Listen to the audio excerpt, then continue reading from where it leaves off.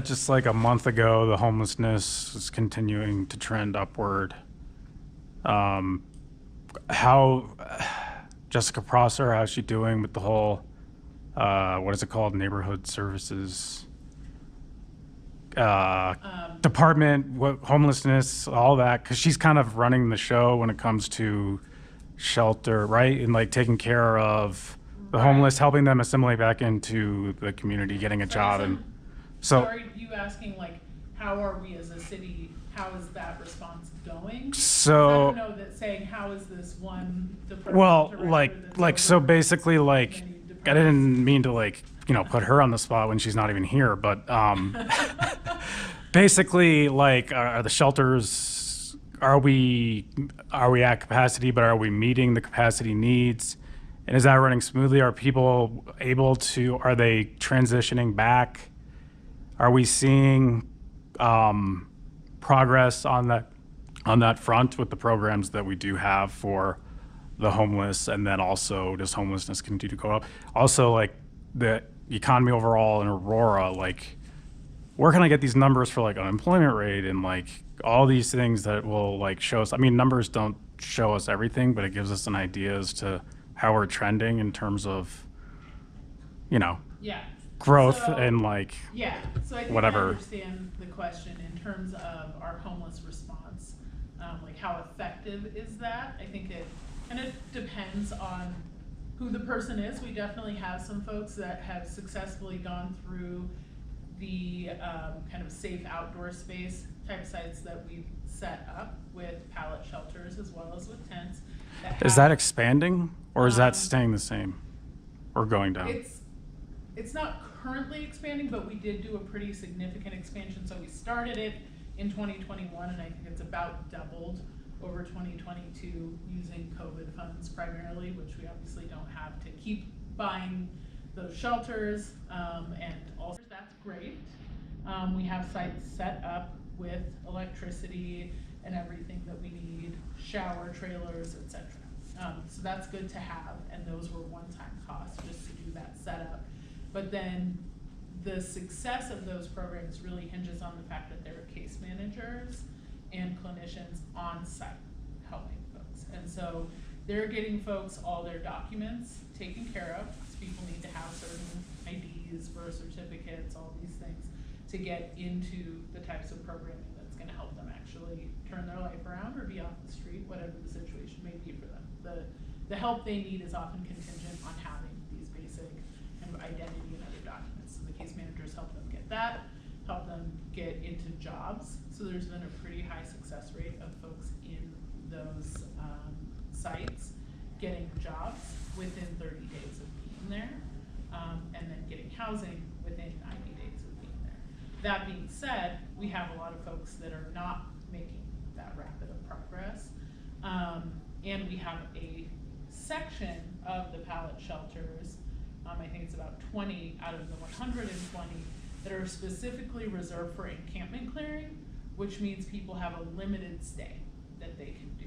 It's like, we're gonna get you out of here so that we have these shelters to put people in that we're clearing from encampments. So if someone hasn't gotten a job or found housing in the time that they're there, and there's not space in the other long-term shelters or pallet shelters, then they don't have anywhere to go. Is that dependent on their behavior and their actions too? Like, some of it might be luck, like they may be trying, but they may not have luck. And then is it still 100% time-based, or is it also based on like the initiative the person is taking to? No, so those 20 shelters, it's specifically time-based. Okay. You can be here, I believe it's 2 weeks. And those are the pallet shelters. That's 20 of the 120 pallet shelters that are reserved for encampment clearing. So the others, folks can be in for longer as well. And these are people who have mental issues. It's anybody who is homeless. So it depends on the luck of the draw as to which shelter you fall, or which shelter you fall under, whether it's the quick time-based one or the longer term based? So the 20-day one is you were in an encampment that was cleared, and you can go there if you choose to go there when your encampment gets cleared. Oh, The other ones, there's wait lists and other processes for folks to get into those shelters, as well as the long-term shelter at Comidas, as well as other shelters within the region, because there is not as much coordinated entry as we would like regionally, but there is, to some extent, communication and coordinated entry across the region. So someone will come into the system in Aurora and they might be able to access a housing unit or a shelter bed outside of Aurora. We will know better what our actual rate of homelessness is when we do the point in time count on the 31st. So right now, our last point in time count that was almost a year ago, we had over 600 people experiencing homelessness in Aurora, which was an increase over 2021. That was the beginning of 2022. That was an increase over the beginning of 2021, which had been an increase over the previous year. So we've seen this be an increasing problem. We won't know what the point in time count is going to show because we haven't done it yet. It's in just a few days, or a couple of weeks, I guess. That being said, we also have to recognize that that's an imperfect measure, right? It only measures people in shelters and on the streets, so visible homelessness. It doesn't measure the many people who are couch surfing. It doesn't even measure everyone necessarily sleeping in their car, because you might not see everyone who's sleeping in their car or an RV. So that's just the people we can see on one day of the year, one 24-hour period that folks are out doing the count. So likely the numbers are higher than that already, than what we're seeing on the point in time count. And even with the increase of pallet shelters, we don't have the capacity. I think that puts us at between tents, pallet shelters, safe parking, and shelters. I think we're just below 400 kind of slots that people can be in. That being said, we don't necessarily want people to just go into shelters, right? We want people to get into homes. And so from my perspective, that's the way we need to approach this issue that we have not done as well as we could as a city, is to make sure that we're providing opportunities for people to get into homes and to stay into homes. And of course, some of that is resources, right? And this is something else that the state legislature and the governor have pledged to act on, is the housing crisis. so that's the two campuses are going to go up in Eastern Aurora and Western Aurora? Is that? No, there's two campuses region-wide. So I think one is in Aurora and one's in the West Metro. And one isn't necessarily in Aurora, right? There seems to be this kind of quiet pact between the governor and the mayor that one of them is going to be in Aurora, but there's an RFP process. What is that? What's RFP? Request for proposals process. So anyone who wants to put together one of these campuses in the eastern part of the metro, granted, we're the largest city, we're the most likely to be able to provide that, but everyone can put forward a proposal. So that ordinance that just, one is meeting the goals of the state. so that ordinance that just passed, that was just the ordinance passing a proposal to make to the governor, or? It was a resolution defining the principles the city was going to operate under when making that proposal. Okay, so that proposal will be made. So it's not definite that we'll be getting more Most housing likely, or whatever. Well, that's not more housing. That campus isn't more housing. That campus is more shelters. And so it's more shelter space, essentially. It's not actually addressing the fundamental housing need. So that shelter space will be mostly non-permanent? Is that what you're saying? And then it's regional. It's a regional resource. So it's not just for Aurora. That I think is going to be a really good opportunity for us to actually address the resource issues associated with us not providing the housing that people need, and that we need to get people from shelters into housing.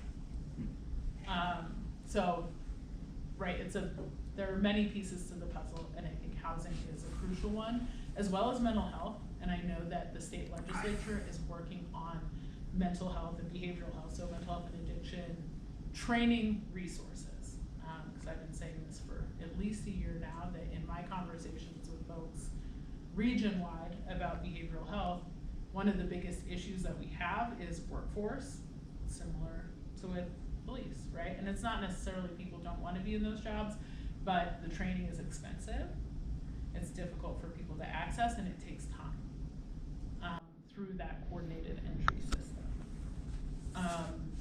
So yeah, that's not just Aurora's, but there are other things that have come through the legislature, and there was the bill that was passed, and the full licensure to provide behavioral health supports, and then using that as a pipeline to getting fully trained clinicians in place that can provide the supports that people need. And that's also something that the state legislature and the governor are putting resources towards. So I think we have a lot coming in that we can take advantage of, but we have to be competitive, we have to be thoughtful, and we have to do what's going to be really effective.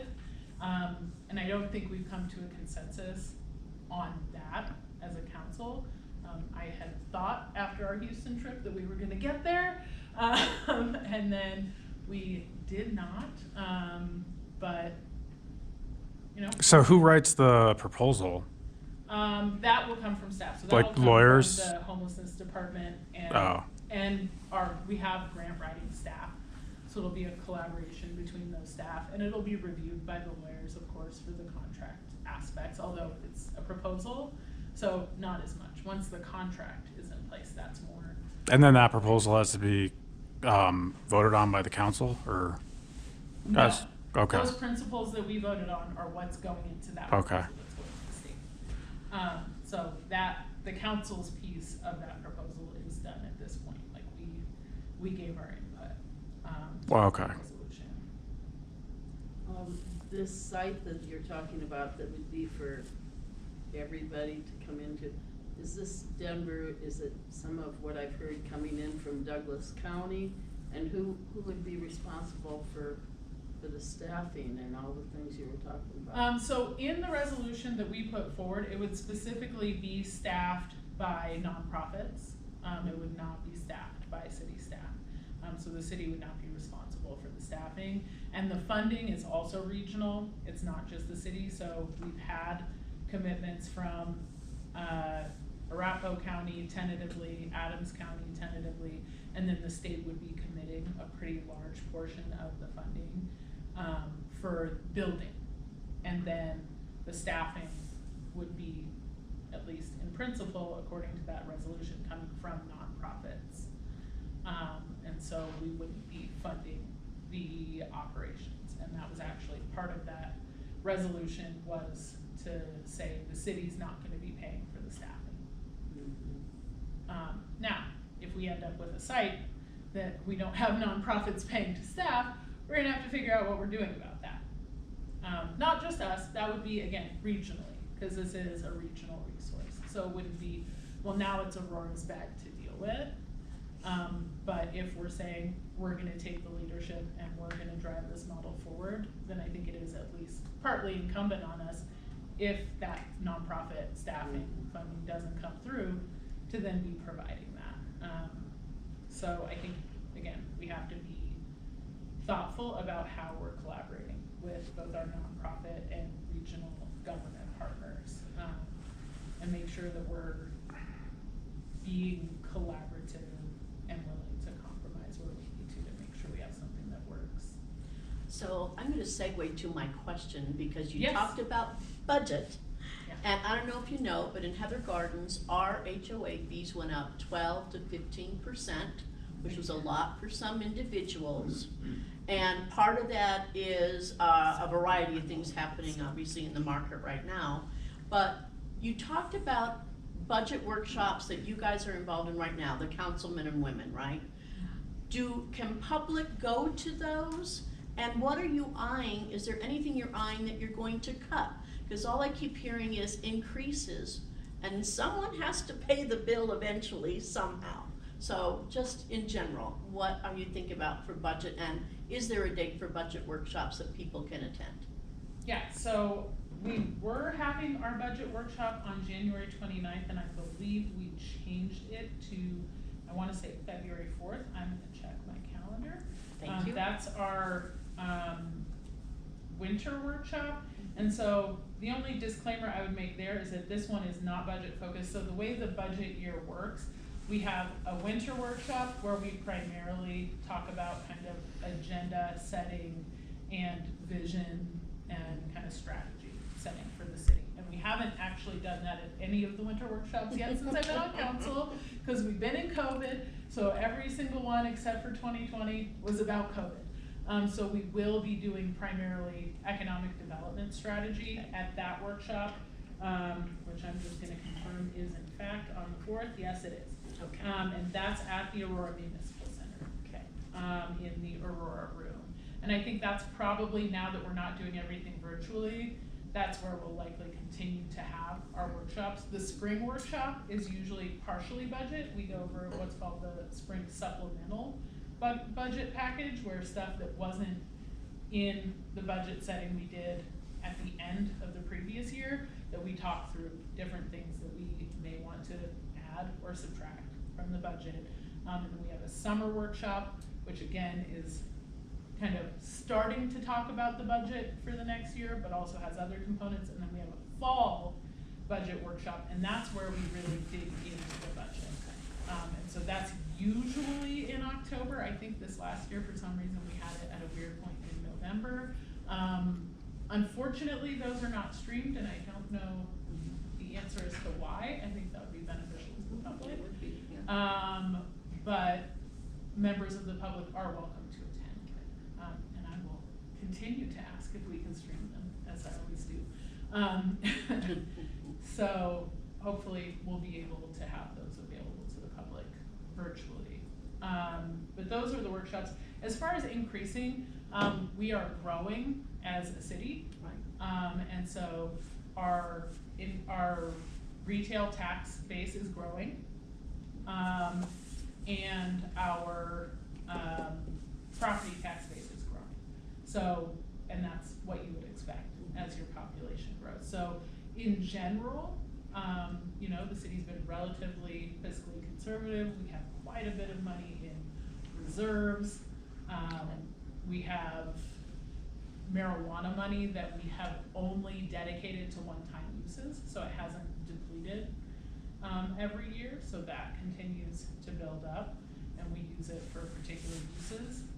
Some of the entities within the city are also enterprise funds, the golf program, and then all of the water programs are enterprise funds, so they pay for themselves, and they're required statutorily to pay for themselves with rates and fees.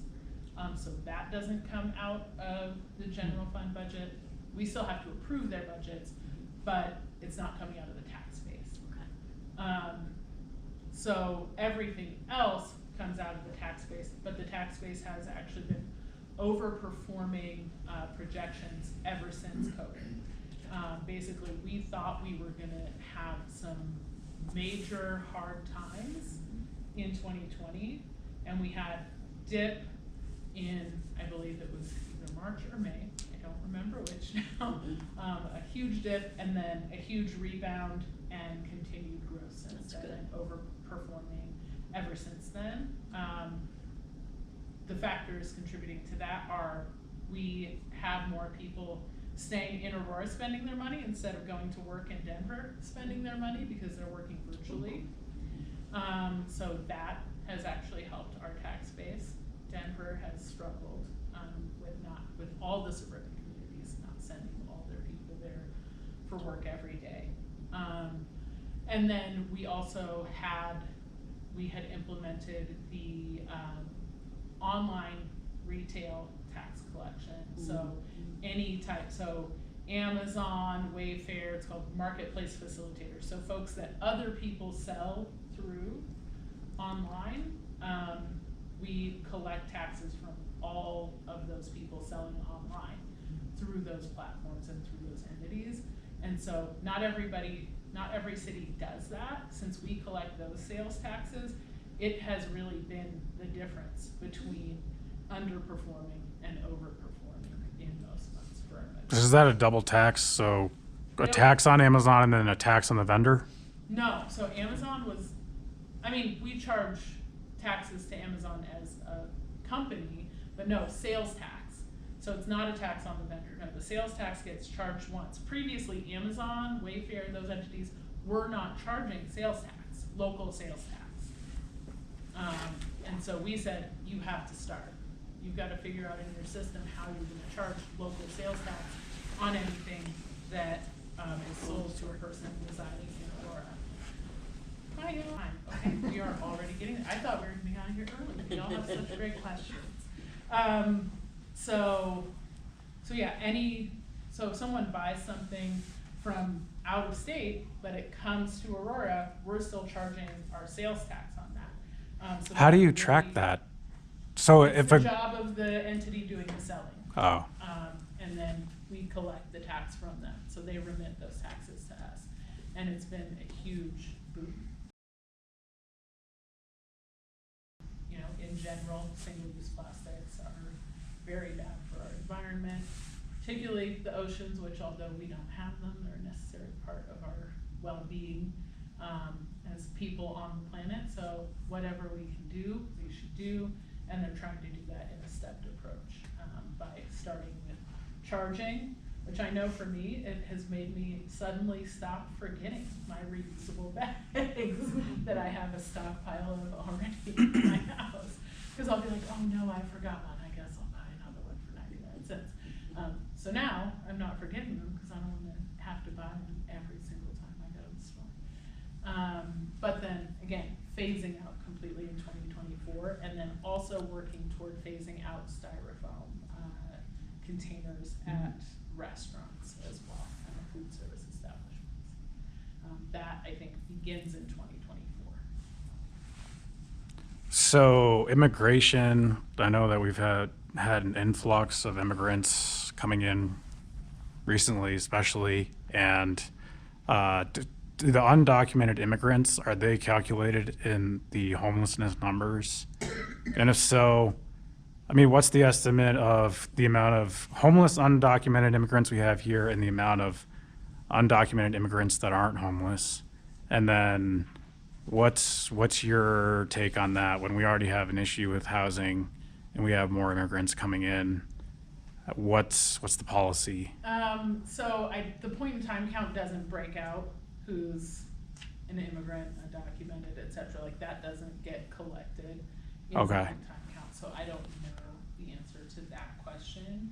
I'm actually not sure that we have good data, right? Like that's part of the issue with like our census and other ways that we collect data about who is here, is that undocumented people are less likely to be answering the census out of fear and concerns over deportation or imprisonment in detention facilities and that type of situation. When did you say the point in time count is? The 31st. Of January? Yep.